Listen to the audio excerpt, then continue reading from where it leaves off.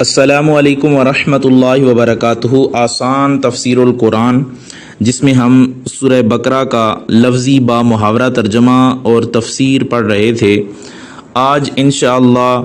عز و جل ہم آیت نمبر 35 اس کی تفسیر سمجھیں گے۔ سب سے پہلے اس کا ترجمہ ہم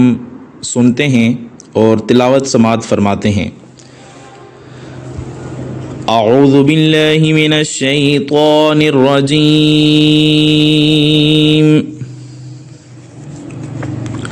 بسم اللہ الرحمن الرحیم۔ وَقُلْنَا يَا آدَمُ اسْكُنْ أَنْتَ وَزَوْجُكَ الْجَنَّةَ وَكُلَا مِنْهَا رَغَدًا حَيْثُ شِئْتُمَا وَلَا تَقْرَبَا هَذِهِ الشَّجَرَةَ فَتَكُونَا مِنَ الظَّالِمِينَ۔ اور ہم نے فرمایا، اے آدم، رہو تم اور تمہاری بیوی اس جنت میں، اور دونوں کھاؤ اس سے جتنا چاہو جہاں سے چاہو، اور مت نزدیک جانا اس درخت کے، ورنہ ہو جاؤ گے اپنا حق تلف کرنے والوں سے۔ اور قلنا، ہم نے فرمایا، یا آدم، اے آدم، اسکن، رہو، ٹھہرے رہو، انتا، تم، وزوجکا، اور تمہاری بیوی، الجنتا، جنت میں، وکلا، اور دونوں کھاؤ، منہا، اس سے، رغدن، جتنا، حیث، جہاں سے، شئتما، تم دونوں چاہو، ولا، اور نہ، تقربا، تم دونوں نزدیک جانا، ہذہ، اس، الشجرۃ، درخت کے، فتکونا، ورنہ تم دونوں ہو جاؤ گے، من، سے، الظالمین، حق تلف کرنے والوں میں سے، اپنا حق تلف کرنے والوں میں سے۔ یہ تو تھا لفظی اور با محاورہ ترجمہ۔ اب چلتے ہیں اس کی تفسیر کی جانب۔ اس آیت کو پہلی آیت سے چند طرح کا تعلق ہے۔ ایک یہ کہ اس سے پہلے حق تعالیٰ کے چند احسانات کا ذکر کیا گیا تھا کہ ہم نے تمہارے والد کو فلاں فلاں درجے عطا فرمائے۔ اس سلسلے میں اب ایک اور احسان کا ذکر ہو رہا ہے کہ ہم نے تمہارے والد حضرت آدم علیہ السلام کو جنت جیسی آرام دہ اور پاکیزہ جگہ میں رکھا۔ دوسرا یہ کہ اس سے پہلے خلافت کے متعلق حضرت آدم علیہ السلام کی دو صفتوں کا ذکر فرمایا گیا، ایک ان کا بہت بڑا علم، دوسرا ان کی قدرت اور عزت۔ اس آیت میں ان کی تیسری صفت کا ذکر ہے جو کہ خلافت کے لیے ضروری ہے، یعنی حکومت کرنے اور زمین آباد کرنے کا طریقہ اور اس کا تجربہ، چونکہ ان کو اور ان کی اولاد کو زمین میں رہنے کے لیے مکان بنانا اور باغات، کھیتیاں لگانا اور اللہ کی اطاعت کرنا، دوسروں پر حکومت کرنا وغیرہ ضروری تھے۔ اس لیے ان کو گویا سکھانے کے لیے جنت میں رکھا تاکہ وہ ان تمام چیزوں کا تجربہ فرما کر پھر زمین میں تشریف لائیں۔ پہلے انہیں علم دیا گیا تھا، اب تجربہ کے لیے عارضی طور پر جنت میں رکھا گیا۔ تو اب اس کی تفسیر کی طرف سب سے پہلے اللہ تعالیٰ نے ارشاد فرمایا، وَقُلْنَا، تو جب شیطان مردود ہو چکا تھا، اس کو فرشتوں کی جماعت سے بھی نکال دیا گیا تھا اور جنت وغیرہ اعلیٰ مقامات سے بھی اس کو نکال دیا گیا تھا۔ اس کے بعد حضرت آدم علیہ السلام کو حکم دیا گیا کہ یا آدم، اے آدم، اسکن انتا، اگرچہ جنت میں حضرت آدم اور حوا دونوں ہی کو رکھا گیا تھا، لیکن اصل مقصود آدم علیہ السلام کا رکھنا تھا، اور ان کی مسرت حوا علیہ السلام ان کی دل بستگی کے لیے تھیں، کیونکہ جنت میں رکھ کر خلافت کا طریقہ صرف آدم علیہ السلام کو سکھانا منظور تھا، اس لیے اس جگہ خطاب صرف حضرت سیدنا آدم علیہ السلام کو فرمایا گیا۔ ان کی بیوی کا ذکر بطریق عطف، یعنی زوج کا عربی میں زوج کے معنی جو ہے وہ جوڑا، یعنی شوہر اور بیوی دونوں کے لیے بولا جاتا ہے، اور یہاں بیوی کے معنی میں استعمال ہوا۔ کبھی فرق کے لیے بیوی کو زوجہ کہہ دیتے ہیں، مگر یہاں اس فرق کی ضرورت نہ تھی، کیونکہ جب ان کی نسبت آدم علیہ الصلوۃ والسلام کی طرف ہو رہی ہے تو خود بخود یہ سمجھ میں آ جائے گا کہ یہاں بیوی سے مراد حضرت حوا علیہ السلام کو جنت میں رکھنے یا ان کو جو ہے وہ رکھنے کا ذکر ہے۔ اب یہاں پہ حضرت حوا علیہ السلام کو جنت میں رکھنے کے 3 حکمتیں بیان کی جاتی ہیں۔ پہلی یہ کہ ان کے ذریعے آدم علیہ الصلوۃ والسلام کو اطمینان رہے، دوسرا یہ کہ وہ جنتی مکانوں کی زیب و زینت اور صفائی ستھرائی دیکھ کر دنیاوی گھروں کو سجانا اور انہیں صاف ستھرا رکھنا سیکھ لیں، اور تیسرا یہ کہ جنتی زیور اور پوشاکیں استعمال کر کے دنیا میں بھی عمل کریں۔ گویا بیرونی زندگی کو حضرت آدم علیہ الصلوۃ والسلام سیکھیں گے اور خانگی زندگی یعنی گھریلو زندگی حضرت حوا علیہ السلام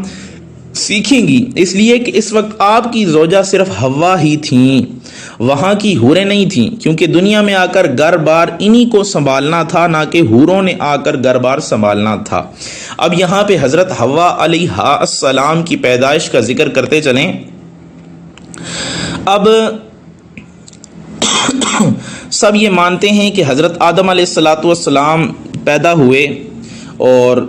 یعنی حضرت آدم علیہ الصلوۃ والسلام کو وہاں پیدا کیا گیا جہاں آج مکہ معظمہ آباد ہے، لیکن حضرت حوا علیہ السلام کی پیدائش میں علماء نے اختلاف رائے فرمایا ہے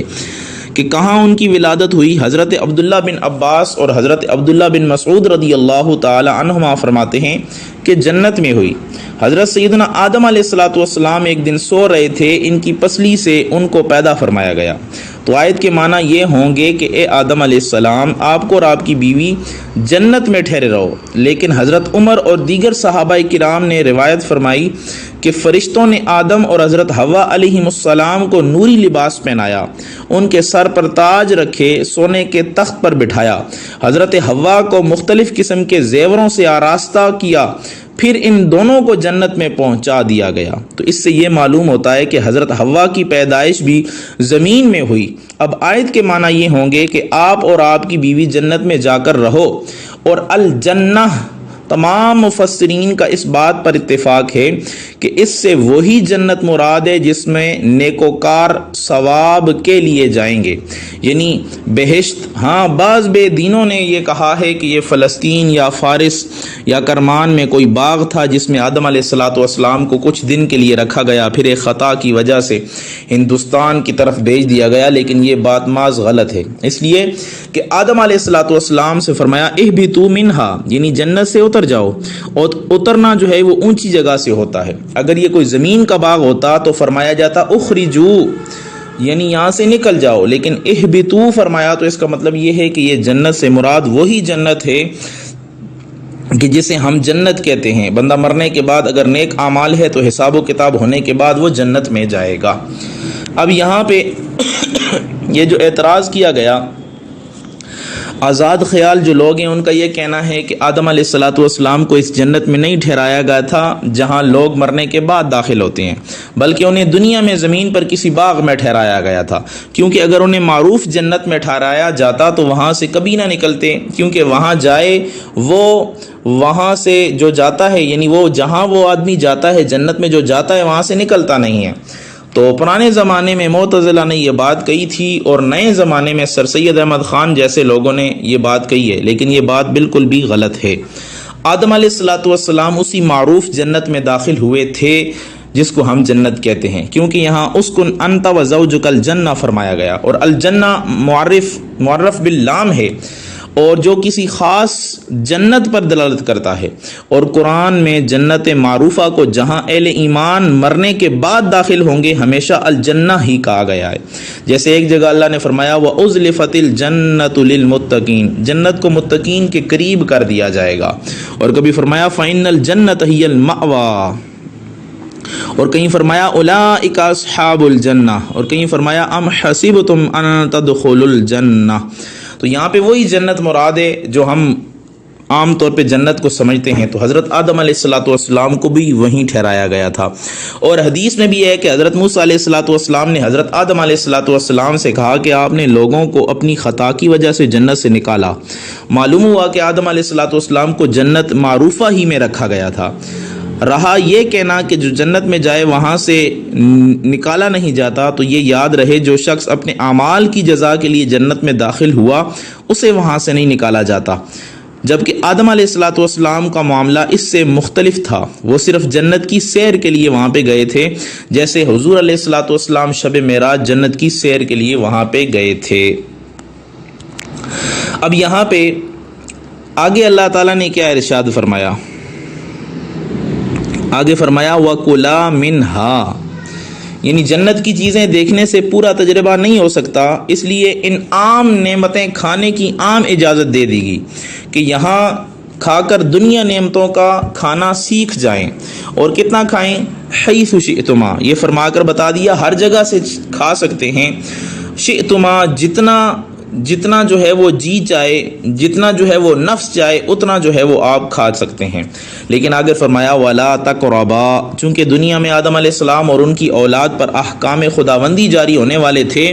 اور دنیا کی بعض چیزوں سے ان کو روکے جانا تھا، لہٰذا ان کے نفس کو اس پابندی کا عادی بنانے کے لیے یہاں بھی بعض چیزوں سے روک دیا گیا اور فرما دیا گیا کہ اے آدم و حوا، تم جنت میں جو چاہو کھاؤ، لیکن اس درخت کے قریب نہ جانا، یعنی نہ اسے کھانا نہ ادھر جانا۔ اور دوسرا یہ کہ اگر اس آیت میں دیکھیں وَكُلَا مِنْهَا رَغَدًا حَيْثُ شِئْتُمَا، تو یہاں پہ ایک انہیں امر دیا جا رہا ہے، یعنی انہیں جو ہے وہ تربیت دی جا رہی ہے کہ جب دنیا میں جاؤ گے تو تمہیں یہ ایک تربیت ہے کہ تمہیں ایک حکم دیا جا رہا ہے، اس پہ عمل کرنا ہے۔ اور وَلَا تَقْرَبَا هَٰذِهِ الشَّجَرَةَ، یہ ان کے لیے نہیں ہے، تو یہ امر بالمعروف و نہی عن المنکر پر عمل کی پہلی ترتیب ہے،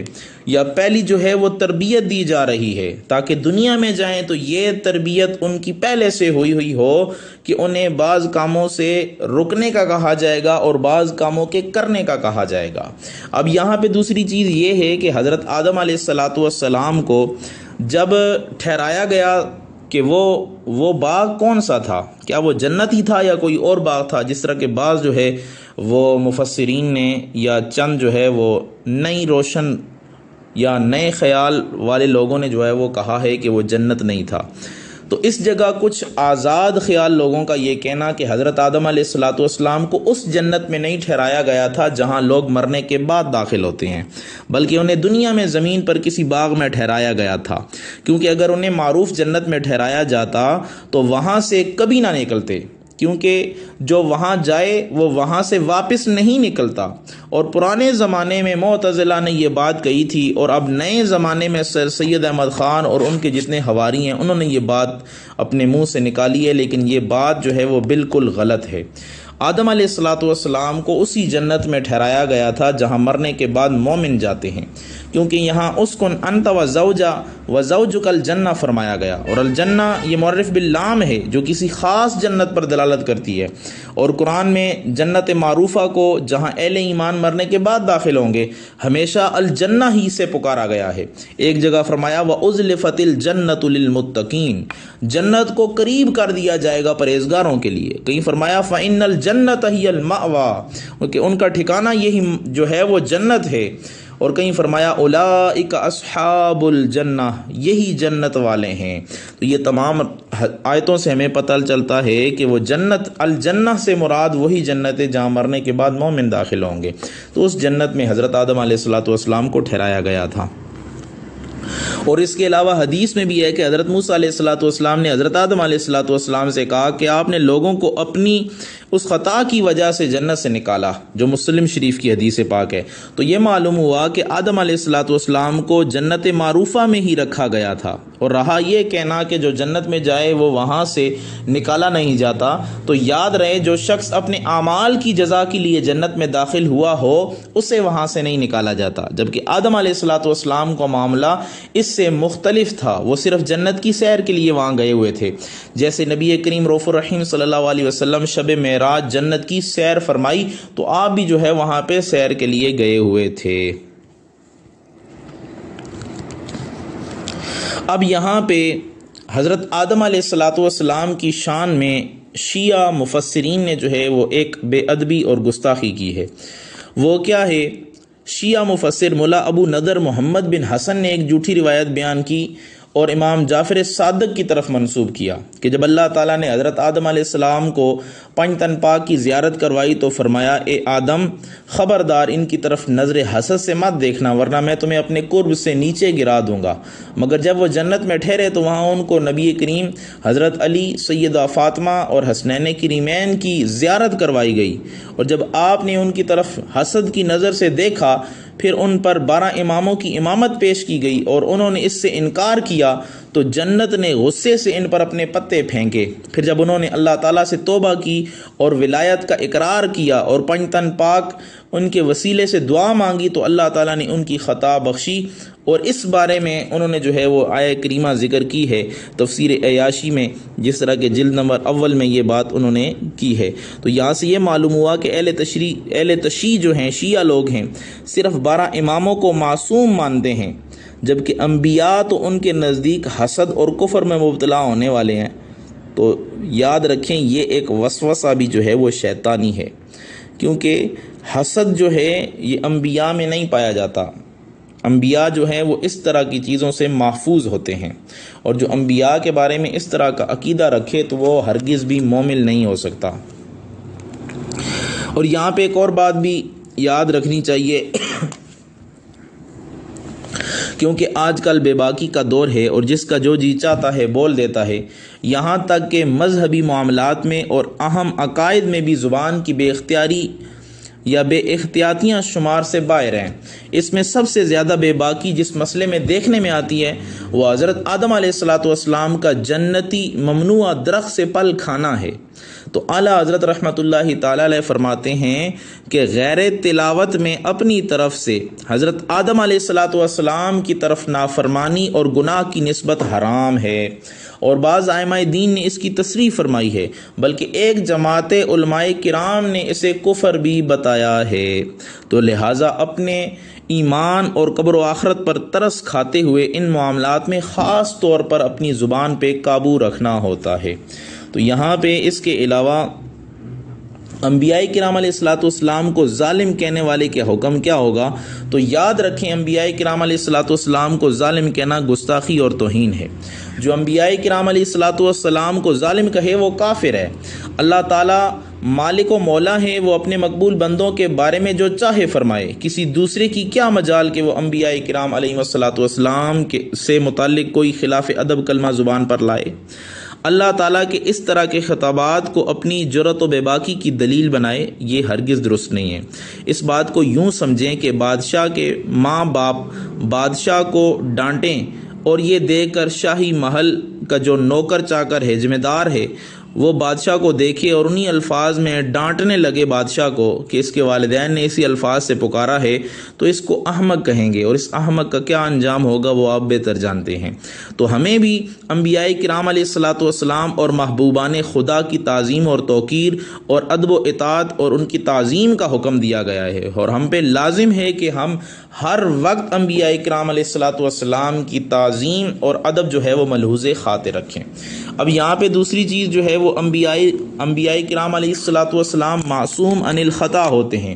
گناہ سے پاک ہوتے ہیں، ان سے کوئی گناہ سرزد نہیں ہوتا۔ ان کے معصوم ہونے پر بہت سے دلائل موجود ہیں، یہاں پہ جو ہے وہ صرف چند دلائل ذکر کیے جاتے ہیں، کیونکہ انبیاء کرام کو بھیجا ہی اس لیے جاتا ہے تاکہ ان کی اطاعت کی جائے۔ تو انبیاء کا ہر قول اور فعل جو ہے اس پہ عمل کرنا سنت ثواب کا باعث ہے۔ اگر انبیاء سے کوئی گناہ والا فعل سرزد ہو جائے تو وہ گناہ والا فعل جو ہے وہ اللہ کے نزدیک ناپسندیدہ ہوتا ہے، اور وہ ناپسندیدہ فعل جو ہے وہ امت کے لیے اگر سنت یا امت کے لیے وہ قول سنت بن جائے تو یہ ہرگز ہو سکتا نہیں۔ اس وجہ سے انبیاء کرام علیہ السلام جو ہے وہ گناہوں سے معصوم ہوتے ہیں، اور یہ عقیدہ ہے کہ انبیاء اور فرشتے معصوم عن الخطا ہیں۔